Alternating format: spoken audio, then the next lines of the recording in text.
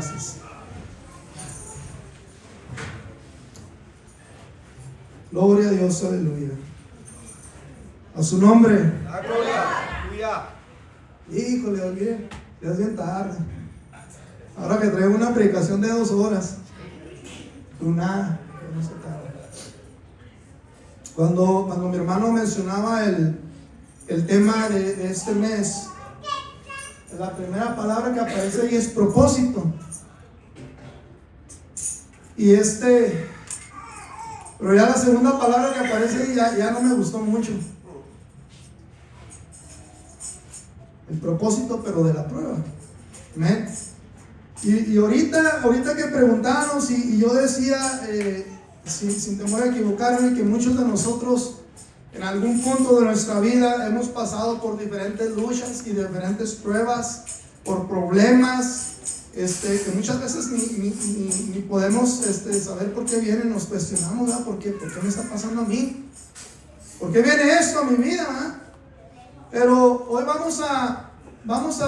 a tratar de hablar de esta palabra, hermanos, que el Señor me dio, del por qué vienen a veces pruebas a nuestra vida cuando pensamos que las cosas van bien delante del Señor, que vamos caminando correctamente delante del Señor. Hay propósitos específicos, hermano, que el Señor tiene para la vida de cada uno de nosotros. ¿Cuántos dicen amén? Mire, nos ha escogido, nos seleccionó incluso desde antes de que nosotros naciéramos. Dice su palabra que desde antes de la fundación del mundo Dios nos ha creado a cada uno de nosotros para cumplir algunos propósitos que Él tiene en su mente. Y los propósitos del Señor son de vida y son de bien. Amén, hermanos. Son a veces propósitos que nos enfocan en cómo lograr llegar a la vida eterna. Cómo dar una palabra de aliento al caído. Muchas veces el Señor nos usa con propósitos diferentes. ¿A quién le ha tocado darle una palabra a su hermano? Cómo dar una palabra de restauración, ¿verdad? El que está necesitado, el que está cansado, el que está herido. A veces somos propósitos para dar ejemplos, ¿verdad? Sin vanagloria, a veces de mal ejemplo también. Mucho cuidado con eso. Y sabe que se pudieran nombrar muchísimos. Si ahorita hacemos una lluvia de ideas aquí entre nosotros, van a salir muchos propósitos. Usted tiene ya en su mente algunos propósitos. Usted puede decirme ahorita, hermano, también el Señor nos puede usar para este propósito, para este otro. Muchísimos. Amén. Pero ¿sabe qué? El primer propósito, el propósito principal para el que el Señor nos creó, el mayor de todos, es para que seamos para la alabanza de su gloria. ¿Lo cree así? Fíjese bien, para la alabanza de su gloria. Y yo le quiero decir, no lo traigo aquí, pero se lo quiero decir. Alabanza de su gloria no quiere decir que vengamos aquí a la iglesia los jueves y los domingos sin faltar y nos pongamos a cantar. Ahorita lo voy a decir por qué. Va más allá, hermanos. Va más allá. Ser alabanza de su gloria también es mostrar el rostro del Señor a las personas, a la gente que no conoce al Señor. Ser alabanza de su gloria es que alguien diga: me gusta cómo vive ese hermano, me gusta la vida que lleva el hermano, porque es íntegro, no miente, no roba, no anda de mujeriego aquí en la maquila. Eso se nota. Esa es alabanza de su gloria, hermanos, aunque no diga amén. El libro de Efesios capítulo 1, en el versículo 3 al 6 dice: bendito sea el Dios y Padre de nuestro Señor Jesucristo, que nos bendijo con toda bendición espiritual en los lugares celestiales en Cristo. Amén. Y luego dice el 4: según nos escogió, fíjese, en Él antes de la fundación del mundo. Es lo que le decía ahorita. ¿Para qué? Para que fuésemos santos y sin mancha delante de Él, en amor, habiéndonos predestinado para ser adoptados hijos suyos por medio de Jesucristo, según el puro afecto de su voluntad. El 6: para alabanza de la gloria de su gracia, con lo cual nos hizo aceptos en el amado. Amén. Isaías 43:7 dice: todos los llamados de mi nombre. ¿Dónde están los llamados de mi nombre? De su nombre. Y un poquito nomás acá. Todos los llamados de mi nombre, para gloria mía los hice. Los he creado, los formé y los hice. Dice Isaías 43. Entonces, ya nos queda claro cuál es el propósito principal de nuestra vida. Amén, hermanos. Alabar para gloria de su gloria. Pero no se le olvide, una predicación con ejemplo es más que una predicación al aire. Amén. Si decimos, si usted le enseña a un niño, no robes, mijo, pero el niño lo va a robar a usted, no le está diciendo nada, al contrario, le está diciendo que es bueno decir no robes, mijo, pero hay que hacerlo. Entonces hay que tener cuidado, hermanos. Nuestro ejemplo, nuestro testimonio. Amén. Ahora, el tema de este mes es más ciertamente, pues habla de propósitos, pero de la prueba. Yo he pasado algunas pruebas, he pasado algunas luchas y sé que Dios tiene un propósito en cada una de ellas. Y estoy seguro, hermanos, que ninguno de nosotros, de los que estamos aquí, quisiera nunca que pasar por pruebas o por luchas.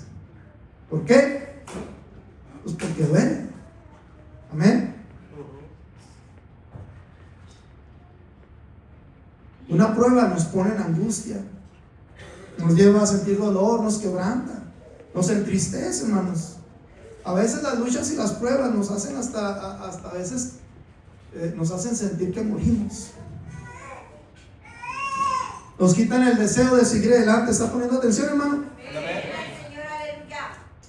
Nos quitan el deseo de perseguir nuestras metas personales, nuestros sueños, ¿verdad? Muchas veces el dolor de estar pasando por una prueba, por una lucha. Ahora, si no estamos bien agarrados de la mano del Señor, pues es muy posible que no salgamos de esa prueba.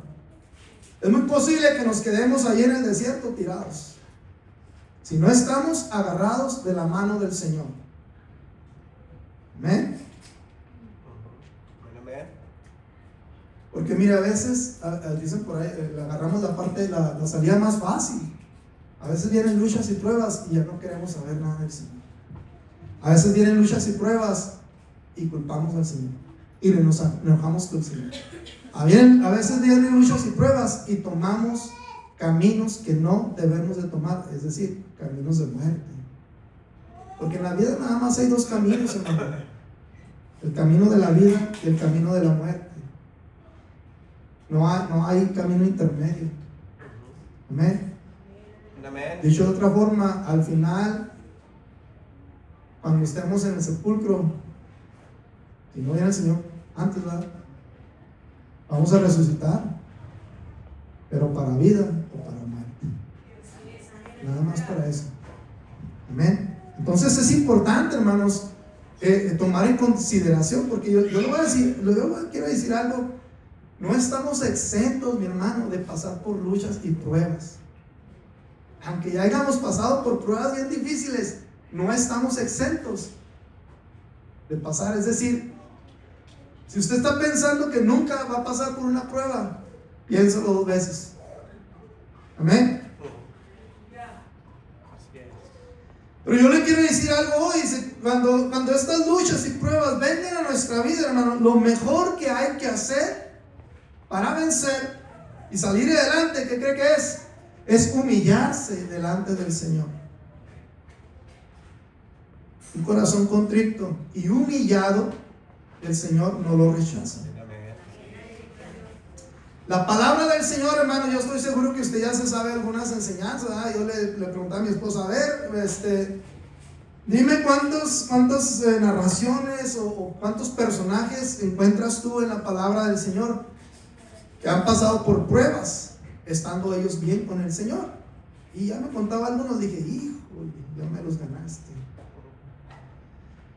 Una de ellas, hermanos, y que a mí siempre me llama mucho la atención esta enseñanza, es la de José el soñador. ¿Cuántos han leído esa historia? Sinceramente, levanten la mano. Léala porque va a agarrar una enseñanza tremenda, hermanos. para su vida. Amén.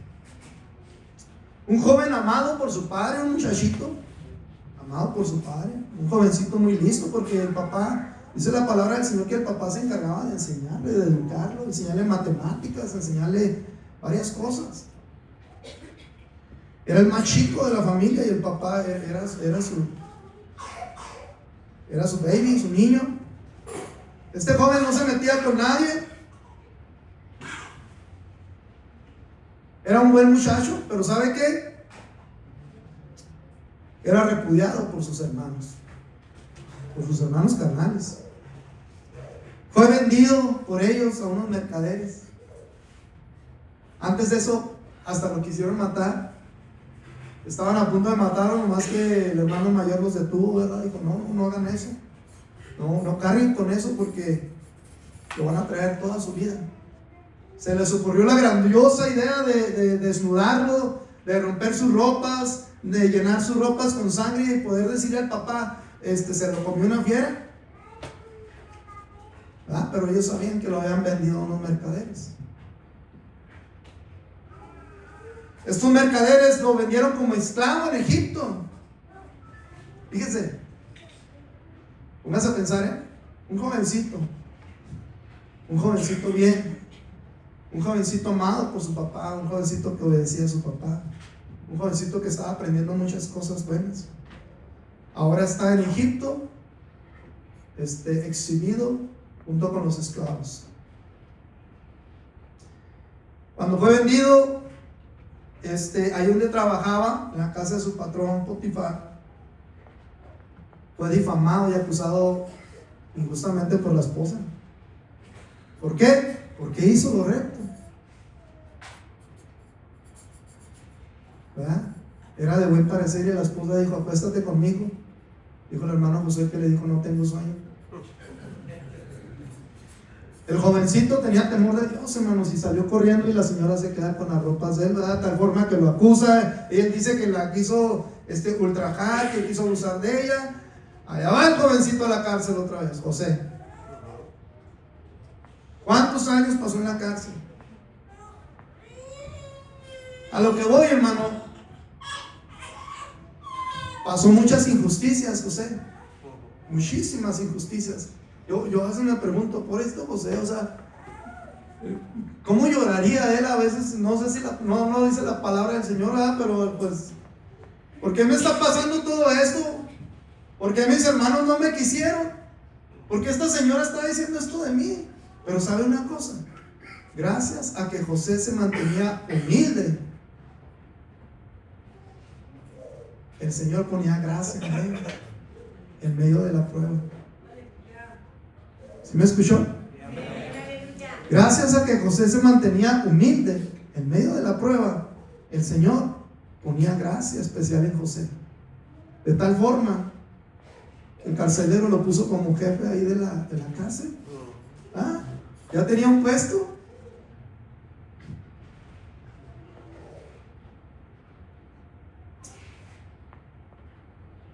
Aleluya, alaba el nombre del Señor, hermanos. ¿Cuántas luchas y pruebas hemos pasado nosotros, hermano? Cada uno de nosotros. Dijo mi hermano, muchas, amén.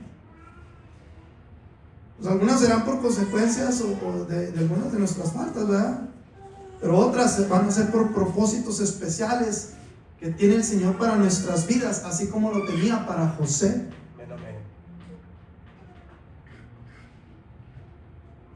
Me llama la atención que al final cuando usted empieza a leer esta historia está muy bonita.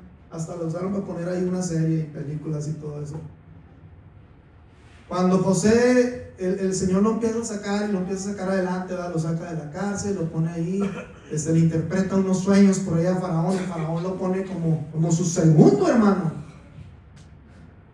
¿Sí se da cuenta de la magnitud de la bendición del Señor en medio de la prueba de José? Amén. Le dijo a este hombre, nadie hay más arriba que yo, y enseguida de mí vas a estar tú. De Dios. Y las decisiones que tú tomes aquí en el reino es como si las tomara yo. Por el Señor, aleluya. ¿Se fijan? Entonces, ¿qué es mejor cuando estamos en medio de luchas y pruebas? ¿Enojarse con el Señor? ¿Buscar la salida? Madre, ya no quiero ser cristiano, ya me voy, allá me va mejor. No, es humillarse delante del Señor. Y el Señor lo va a poner en lugares altos. Es hermoso salmo que dice: pacientemente esperé a Jehová y se inclinó a mí y oyó mi clamor. ¿Y qué más dice? Y me hizo sacar del pozo de lodo cenagoso. Y luego dice: y puso mis pies sobre peña, enderezó mis pasos. Salmo 41 y 2. Me llama a mí la atención, hermanos, que cuando se cumplen estos sueños que el faraón había tenido, que José le había dicho qué significaban, ¿verdad? Que ya él era el segundo del faraón. Cuando viene esta hambruna, hermanos, yo siempre le digo a los jefes: el mundo da muchas vueltas, jefe. Un día me dijo, así le dije a un jefe, el mundo da muchas vueltas. Y cuando a mí me promovieron y me fui para allá, para el corporativo, una vez regresé a la planta, tuve que ir. Y me topó mi ex jefe, ¿verdad? Y me dice: ingeniero, ¿cómo me acuerdo que me dice que el mundo da muchas vueltas? Y mire, ahora le tengo que pedir cosas a usted. El mundo da muchas vueltas, y así pasó en la vida de José. Sus hermanos tuvieron que ir hasta Egipto, a pedir alimento, porque no había alimento en la tierra. Cuando llegan ahí, hermanos, José los reconoce. ¿Y sabe qué me llama mucho la atención? Fíjese una cosa: José tenía el poder como si él fuera el faraón. José podía haber dado la orden y decir: agárrenlos y encarcélenlos. José podría haber dicho: véndanlos como esclavos, así como me hicieron a mí. O pudo haber dicho: caben en un foso y échenlo ahí todos encueradillos, ahí como me echaron a mí. Pero ¿sabe qué hizo? Cuando ya no aguantó, porque dice que cuando los conoció, él se iba y se encerraba y lloraba. Mis hermanos.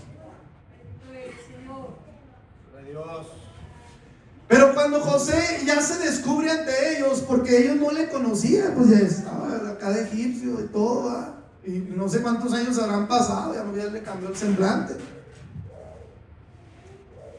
Dice que sus hermanos se hincaron, pidieron perdón, tuvieron temor, sabían lo que habían hecho con José.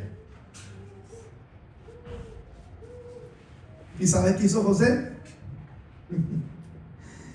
Precioso. Génesis 45, vamos a leerlo. Génesis 45. Adiós. Ya no aguanta José y se quita su vestidura y se limpia su cara. Y en el versículo 4 dice: entonces dijo José a sus hermanos: acercaos ahora a mí. Y ellos se acercaron, y él dijo: yo soy José, vuestro hermano, el que vendiste para Egipto. ¿Cómo cree que se les cayó la cara de vergüenza a esos hombres? En el 5 les dice: ahora pues, dice, no os entristezcáis ni os pese de haberme vendido acá, no se apuren. Entendió que había un propósito en esta prueba, hermanos, porque dice: porque para preservación de vida. ¿Qué dice? Dígalo fuerte, ¿qué dice? Me envió Dios delante de vosotros. Qué hermoso es cuando nosotros entendemos que pasamos por una prueba con un propósito especial del Señor. Porque cuando lo entendemos, hermano, nos podemos humillar delante del Señor. ¿Y saben qué? ¿Qué nos queda por decir? No lo traigo aquí apuntado, pero me acordaba de la prueba que pasó el Señor Jesucristo. Yo sí me hago esa imagen cuando él oraba ahí en el huerto, ¿verdad? Cuando iba a ser aprendido, y dice la palabra que lloraba, sudaba gotas de sangre. Amén, amén. Estaba pasando por un dolor intenso. El hombre carnal estaba pasando por una negación. Que decía: Señor, si es posible, Señor, que pase de mí esta copa. Pero ¿sabe qué? En esa lucha y en esa prueba había un propósito. Por eso él dijo: pero que se haga tu voluntad y no la mía. En medio de nuestras luchas y de nuestras pruebas, hermanos, esas son las actitudes que nosotros debemos de tomar. No sé, Señor, por qué estoy pasando esto, pero solamente ayúdame. Solamente ayúdame. El versículo 6 dice: pues ya había 2 años de hambre en medio de la tierra, y aún quedan 5 años en los cuales ni habrá arada ni siega. Y dice José, el 7, y dice: y Dios me envió delante de vosotros para preservaros posteridad sobre la tierra, y para daros vida por medio de gran liberación. Así pues, no me enviaste acá vosotros. Fíjense lo que él está diciendo. Dios. No me enviaron ustedes para acá, sino ¿quién? Dios. Sino Dios. ¿Que qué? Que me ha puesto por padre de Faraón. Aleluya. Y por señor de toda su casa, y por gobernador en toda la tierra de Egipto. Eso es lo que me llama la atención de esta historia, de este pasaje, hermanos. Un hombre, un joven que sin deberla, ¿verdad? En sus momentos, yo creo, más felices de su vida, lo de un jovencito que es amado por su padre, que es instruido por su padre. De repente su vida cambia. Su vida cambia y pasa por pruebas tremendas. Oiga, porque estar lejos de casa y en una tierra extranjera, y luego todavía como esclavo, no es cualquier cosa. Ser difamado, ser injustamente acusado, ir a la cárcel, estar ahí años, no es cualquier cosa. Injustamente no es cualquier cosa. Pero incluso los egipcios sabían que la gracia de Dios estaba con él. Así dijeron los que fueron los que le interpretó el sueño al panadero y al copero, ¿verdad? Parece que la gracia de Dios está con él, porque a los dos nos atinó, a los dos nos predijo, a los dos se cumplió como él dijo. Entonces, hermano, esta historia nos muestra que nuestro Dios no se equivoca. ¿Sí me escuchó? Yo dije que nuestro Dios no se equivoca, aleluya. En medio de nuestras luchas y nuestras pruebas, cuando pase por esa prueba y que usted no encuentre explicación, hermano, no le pregunte al Señor. A veces tenemos esa mala costumbre. ¿Por qué, Señor? A ver, ¿por qué? Yo quiero que me digas, quiero que me muestres, quieres que me enseñes. Mejor humíllese. Y sabe que el Señor le va a dar respuesta cuando usted menos lo piense. Yo en medio de mis pruebas, yo siempre he dicho: el Señor no se equivoca. Yo no sé por qué lo hace, pero sé que el Señor no se equivoca nunca. Amén, así Amén. es. Esta prueba que José pasó, pues fue una prueba con un propósito bueno. Ya lo dijo José, para preservar. Amén. José se mantuvo firme en sus principios morales que su padre le había enseñado. Así nosotros, hermanos, los hijos de Dios, en medio de luchas y de pruebas, debemos de mantenernos firmes. Debemos de mantenernos firmes, hermanos. ¿Conoce la palabra del Señor? Yo sé que sí. Muchos tenemos años, hermanos, en el camino. Debiéramos de conocer la palabra del Señor. Al menos debiéramos de tener las herramientas para mantenernos firmes en medio de luchas y pruebas. Amén. Muy rápido porque ya se va a acabar el tiempo. Ahora, imagínense usted esto. Piense esto.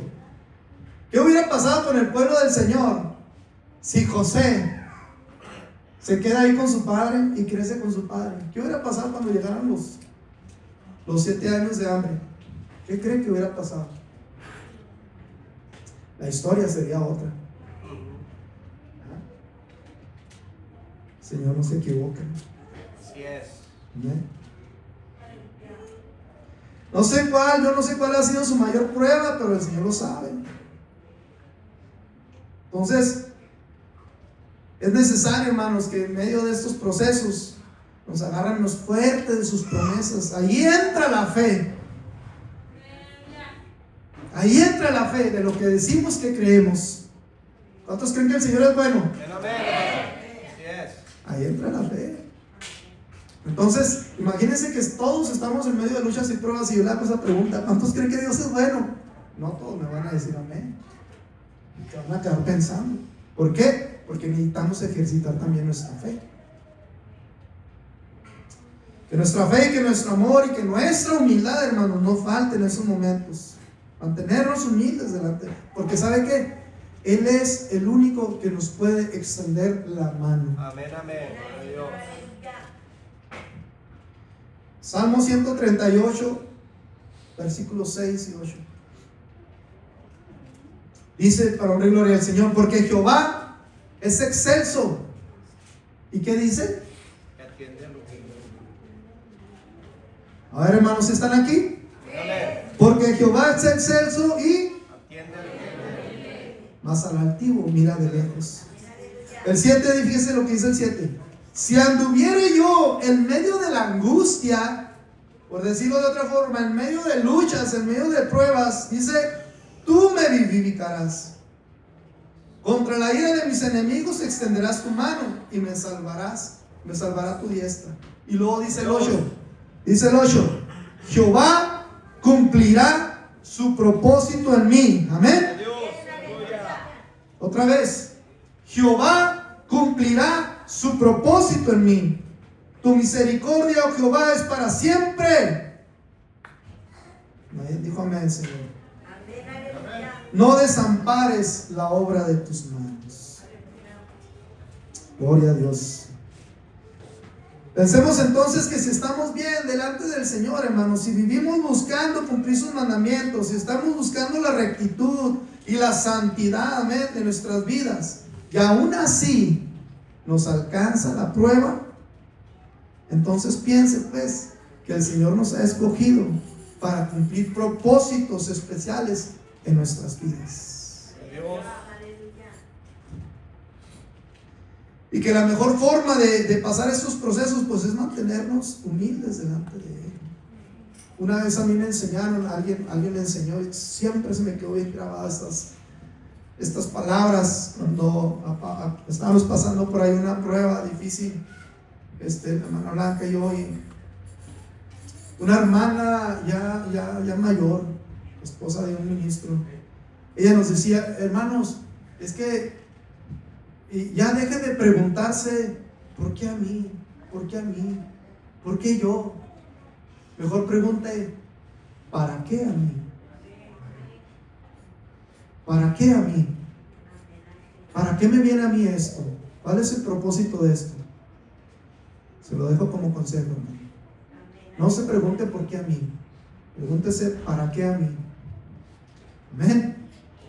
Otra historia que usted ya conoce, otro pasaje muy tremendo también. Se me hace, híjole, Señor, yo no tengo esa capacidad, la capacidad de Job. Guárdanos, Señor. Amén. Mire, vamos a leer un poquito para que sepa nada más quién era Job. Job, capítulo 1, del 1 al 5. Hubo en tierra de Uz un varón llamado Job. Y este hombre que dice perfecto y qué, y recto, en algunas otras versiones dice íntegro, que dice temeroso de Dios y apartado del mal. Y le nacieron 7 hijos y 3 hijas. Su hacienda era 7,000 ovejas, 3,000 camellos, 500 yuntas de bueyes, 500 asnas y muchísimos criados. Y era aquel varón más grande que todos los orientales. Era un hombre muy prosperado, pero primero leímos la clave de ser próspero, ¿verdad? ¿Sí lo leyó? perfecto, recto y temeroso de Dios y apartado del mal. El 4 dice: e iban sus hijos y hacían banquetes en sus casas, cada uno en su día, y enviaban a llamar a sus 3 hermanas para que comiesen y bebiesen con ellos. Y acontecía, fíjese, hasta este nivel de cuidado tenía Job. Y acontecía que habiendo pasado en turno los días del convite, de la fiesta, Job enviaba y los santificaba, y se levantaba de mañana y ofrecía holocaustos conforme al número de todos ellos, porque decía Job: quizás habrán pecado mis hijos y habrán blasfemado contra Dios en sus corazones. Y de esta forma, dice, hacía todos los días. Fíjese el nivel de cuidado que tenía Job delante del Señor. Hasta por sus hijos presentaba holocaustos. Entonces, acabamos de leer cómo era Job, quién era Job, cómo se comportaba, cómo lo tenían en grande estima. Era un hombre íntegro, perfecto. Dice la palabra que andaba recto delante del Señor. Fíjese, tome nota. A tal grado que cuidaba también cómo se preocupaba, ¿verdad?, por la vida espiritual de sus hijos. Amén. Es decir, él buscaba estar a cuentas con el Señor todos los días, no solo los días de culto, no solo los jueves, no solo los domingos, no solo los sábados que hay actividad de Dorcas, no solo los viernes que hay actividad de varones, no solo los sábados que hay actividades distritales. No, él lo hacía se estar bien delante del Señor todos los días. Amén. Amén. Ya se tomó una imagen de quién era Job. Mas sin embargo, hermanos, un día llega la prueba a la vida de este hombre. Era una prueba tan dura que muchos de nosotros pues no seríamos capaces, hermano, de pasar. O no tendríamos la capacidad de soportar una prueba en donde este hombre íntegro, perfecto, delante del Señor, empieza a perder todo lo que tenía. Empieza a perder. Hijos, ganados, tierras, incluso su salud. ¿Está conmigo? Pero la enseñanza, si usted sigue leyendo ahí todo eso, Job se mantiene íntegro. Amén. Tanta era la aflicción de Job, tanta fue la lucha, la prueba tan dura, que un día su misma esposa le dice: despídete de tu Dios y ya muérete. Hay versiones que dicen bendice a tu Dios, hay otras que dicen maldice a tu Dios. Yo se lo voy a traducir: despide a tu Dios y muérete. Entonces era una situación caótica la que estaba pasando este hombre, deplorable, hermanos, de ser un hombre rico y próspero a tener que estar sentado en ceniza, desnudo, porque sus llagas le lastimaban. ¿Se lo imagina? Pero él el que buscaba estar a cuentas con Dios, ahora pasaba a ser nada más y nada menos que un cualquier enfermo despreciado, sin hijos, sin riqueza. No le quedaba nada, nomás que una esposa necia y fatua. Amén. Pero ¿qué cree? Si usted analiza la actitud de Job, él se mantiene humilde delante del Señor. Nos muestra su integridad aún en la enfermedad. Nos muestra su dependencia de Dios aún en la escasez. No tenía nada, hermanos. Nos muestra que aún en la enfermedad él cuidaba su corazón íntegro cuando le responde a su esposa, ¿verdad? Mujer, pues si de Dios recibimos lo bueno, ¿por qué no hemos de recibir lo malo? Jehová Dios dio y Jehová Dios quitó. Sea el nombre del Señor bendito. Amén, hermanos. ¿Cuántos podemos decir eso? ¿Cuál fue el propósito de esta prueba? ¿Cuál fue el propósito de esta prueba? Bueno, el propósito de esta prueba fue demostrarle al enemigo de nuestras almas, hermanos, que el Señor aún tiene hijos íntegros que le aman, hijos fieles, que en medio de las luchas y las pruebas se mantienen buscando la fortaleza en el Señor. ¿Cuántos lo hacen? Si no lo hace, hágalo. Es demostrarnos que a los que se mantienen íntegros en medio de las luchas y pruebas, el Señor les restituye todo lo que un día, fíjese lo que voy a decir, permitió que fuera removido. Nos enseña que serle fiel al Señor tiene recompensa, hermanos. ¿Cuántos lo creen? Amén. Y déjenme le digo algo, y la vez pasada que vino el hermano Francisco, ¿se llama? Él secundó mi filosofía. Porque yo siempre he dicho, claro que el Señor puede sanar. ¿Cuántos lo creen? ¿Cuántos creen que el Señor puede sanarle aquí? Amén. Así es. Y yo siempre he dicho, pero el Señor, si el Señor no nos quiere sanar, un día vamos a estar sanos delante de su presencia. No va a haber enfermedad, no va a haber muerte, no va a haber dolor. Una sanidad total, hermanos.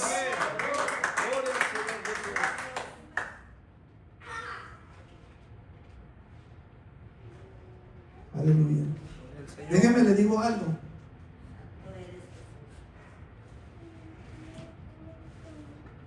La palabra del Señor a mí me enseña, hermanos, que el Señor no trae la prueba a nuestra vida, no trae la lucha a nuestra vida. El Señor permite que pasemos. Porque el Señor no fue con Job y le puso la prueba. ¿Sí sabe cómo empezó todo, ¿ah? Tuvo que ir el enemigo a pedirle permiso para tratar con Job. Sí, pues ¿cómo no te va a adorar todos los días? ¿Cómo no te va a hacer holocausto todos los días? Pues lo tienes con aire acondicionado, le tienes toda la prosperidad, es el más próspero del mundo. Y así se la llevó cada día, y el Señor le decía, quítaselo, pero no lo toques su alma no se la toques. Pero tiene esto, quítaselo, pero su alma no se la toques. Pero tiene sus hijos, quítaselos, pero su alma no se la toques. Goces, hermano, que en medio de la lucha y de la prueba, el Señor está intercediendo por cada uno de nosotros y le está diciendo al tentador, su alma no se la toques. Ahí en Lucas 22, 31 y 32 dice, dijo también el Señor, Simón, Simón, he aquí Satanás os ha pedido ¿para qué? Para zarandearnos como a trigo. Y luego viene la intercesión de nuestro Señor Jesucristo. Pero yo he rogado por ti que tu fe no falte. No se goza por eso. El Señor está rogando por nosotros para que nuestra fe, hermanos, en medio de luchas, pruebas, tentaciones, lo que venga, nuestra fe no falte. Y luego le dice, ¿y tú, Pedro? Una vez vuelto, ¿qué dice? Confirma a tus hermanos. Esto se lo dijo el Señor a Pedro, hermanos, antes de que el Señor fuera aprendido, porque el Señor sabía que Pedro le iba a negar.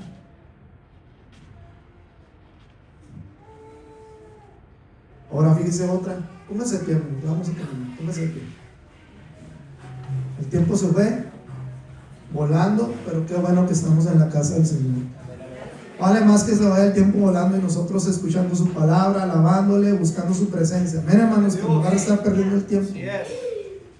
La iglesia de Dios, hermanos, la primera iglesia, la que se formó en Jerusalén, ellos también pasaron pruebas, pero fue con un propósito. Fue perseguida, muchos hermanos fueron muertos, algunos otros fueron encarcelados, otros fueron golpeados, pero había un propósito. ¿Sabe cuál era el propósito? Que ellos salieran de Jerusalén, porque estaban en Jerusalén. Allá hacían sus cultos bien bonitos, ahí se derramaba su presencia. Pero si no hubiera llegado la persecución a la iglesia, ahí estuvieran, yo creo, todavía en Jerusalén. Había un propósito. ¿No se goza por eso? Sin temor a equivocarme, mi hermano, es posible que van a seguir viniendo pruebas a nuestras vidas. Pero esta palabra que hoy hemos escuchado nos enseña que es necesario, hermanos, que en medio de luchas y pruebas nos mantengamos humildes. ¿Sí me escuchó? Nos mantengamos humildes y fieles al Señor. Que busquemos siempre su presencia en medio de las adversidades. Como Pedro cuando se estaba ahogando en el mar, el Señor le dijo: ven y camina conmigo. ¿No dice la palabra que cuando él un día se regresó nadando al barco? ¿No dice que le dijo ahí a los otros: ayúdenme, aviéntenme una red, un remo, algo? No. Él clamó al Señor y dijo: Señor, sálvame. Amén. Hermanos, no desistan. No desistamos cuando usted lucha en estas pruebas. No desistamos como algunos lo hacen y se quedan en el desierto. No desista, hermano, como algunos cambian de rumbo para evitar la prueba. Después de una prueba, de una lucha, hermanos, viene una recompensa para el pueblo del Señor, para cada uno de nosotros, si nos mantenemos fieles. Muchas veces las pruebas son para corrección, pero también muchas veces son para cumplir propósitos en nuestras vidas, en nuestras familias, en nuestros hermanos. Y gócese. Gócese como se gozaban los apóstoles, hermanos, cuando eran azotados. ¿Y sabe esa historia, verdad? ¿Sí sabe esos pasajes? Cuando ellos empezaban a predicar, los encarcelaban, los azotaban, y luego les decían, después de que se van bien golpeaditos, bien latigados de la espalda y todo, les decían: váyanse y no prediquen más en ese nombre, no enseñen nada de eso. ¿Y sabe qué hacían ellos? Yo creo que apenas salían y se paraban en la esquina a hablar en nombre del Señor. Pero dice la palabra del Señor que ellos iban gozosos de haber padecido por su nombre. Si es así, hermanos, que padecemos por el nombre del Señor, si es así, gocémonos. Gocémonos, porque nuestra recompensa es buena. Amén. Quiero dejar este lugar. Este es mi corto hablar, hermanos. Yo les pague por sus oraciones.